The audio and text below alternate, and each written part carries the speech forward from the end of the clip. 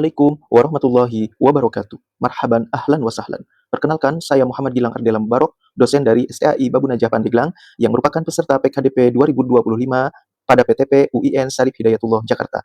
Pada kesempatan ini, perkenankan saya untuk mempresentasikan bahan ajar Bahasa Arab 2 dengan materi Ismul Ma'rifat wan Nakirah. Tafaddalu lil musyahadah.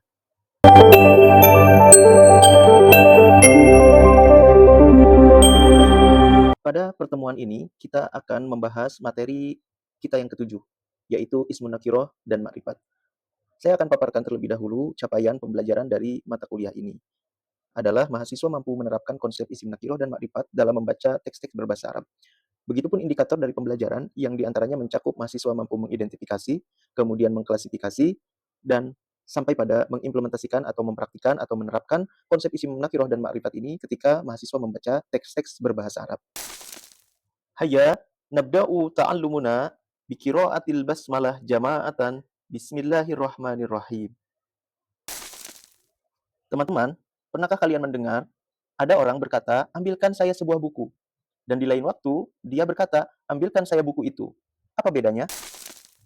Atau, coba kalian perhatikan dari 8 kalimat bahasa Arab tersebut, apa bedanya dari kalimat-kalimat itu? Pada contoh berbahasa Indonesia, kita dapat membedakan bahwa kalimat pertama itu menunjukkan buku apa saja yang sifatnya masih umum, maknanya masih umum. Kalimat yang kedua menunjukkan buku yang sudah spesifik maknanya dan dituju bukunya. Yang belum dituju itu dikenal dengan indefinitif, sedangkan yang tertuju dan khusus maknanya itu adalah kalimat definitif. Istilah indefinitif ini dikenal dengan isim nakiroh pada bahasa Arab, dan istilah definitif ini dikenal dengan isim ma'rifat dalam bahasa Arab. Kesimpulannya, isim terbagi menjadi dua macam dari segi kejelasan maknanya. Ada isim nakiroh yang bermakna umum, kemudian ada isim ma'rifat yang maknanya khusus. Yang pertama adalah isim nakiroh, kata benda yang sifatnya masih umum, maknanya masih umum dan belum jelas. Bisa dilihat contoh, dan kemudian ciri-cirinya adalah isim nakiroh tidak diawali alif lam, berharokat tanwin, dan tidak merujuk pada sesuatu yang spesifik. Kemudian, yang kedua adalah isim ma'rifat, adalah kata benda yang khusus, jelas, dan sudah diketahui. Ini lebih spesifik maknanya. Bisa dilihat contohnya, kemudian tanda yang paling utama daripada isim ma'rifat adalah diawali oleh alif lam.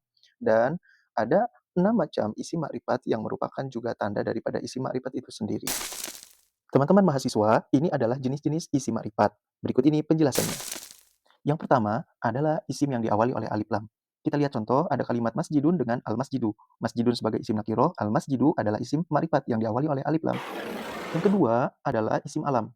Isim yang merupakan nama orang, nama tempat, atau nama negara. Bisa kita lihat contoh berikut ini. Yang ketiga adalah isim domir atau dikenal dengan kata ganti. Di antaranya ada huwa, hiya, anta, antuma, antum, ana, nahnu, dan kata ganti yang lain. Kemudian yang keempat adalah isim isyarah atau dikenal dengan kata tunjuk. Ada isyarah lil qarib untuk yang dekat, di antaranya ada hada.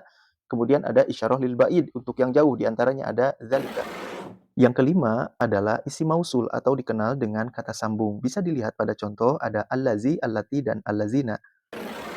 Bagian yang terakhir dari isim ma'rifat adalah isim yang diidopatkan pada isim ma'rifat.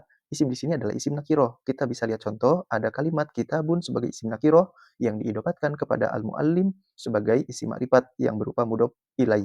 Kullu mudhofin ila ma'rifatin fahuwa ma'rifah. Sebagaimana kawaid kita kenal, setiap mudhof yang diidopatkan kepada ma'rifat, maka dia menjadi ma'rifat. Teman-teman, di sini kita bisa bandingkan antara isim nakiroh dengan isim ma'rifat perbedaannya. Silahkan klasifikasikan kalimat-kalimat tersebut yang mana isim ma'rifat dan yang mana isim nakiroh. Terakhir, sebelum kita akhiri, mengapa penting membedakan isim nakiroh dan ma'rifat ketika membaca teks Arab? Ini perlu kita jawab. Coba baca satu surat dalam Al-Quran dan kemudian temukan mana saja isim nakiroh dan mana saja isim ma'rifat. Kemudian kalian analisis. Teman-teman, semoga materi ini bermanfaat dan dapat diaplikasikan oleh teman-teman khusus ketika membaca teks-teks berbahasa Arab. Mari kita akhiri perkuliahan pada kesempatan ini dengan membaca hamdalah. Alhamdulillahirabbil alamin. Syukran jazilan alal ihtimam. Allahu yuwafiquna ila ma yuhibbu wa yardah. Wassalamualaikum warahmatullahi wabarakatuh.